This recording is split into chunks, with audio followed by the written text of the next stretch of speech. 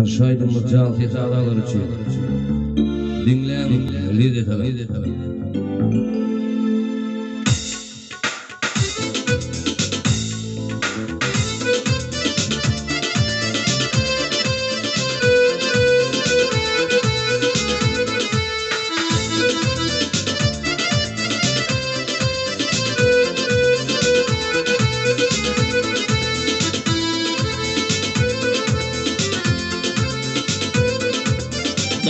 Yarım çıkın yarım gülüdür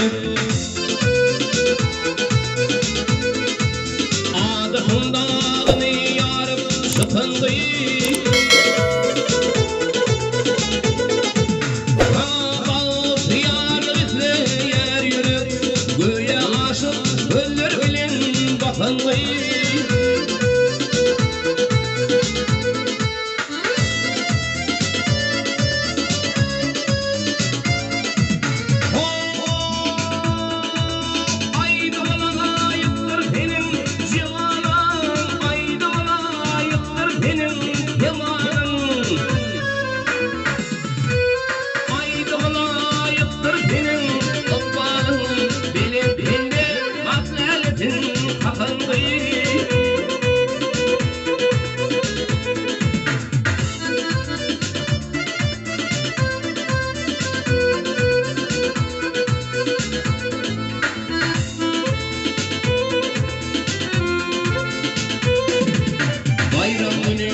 Gördüm kolumda tarım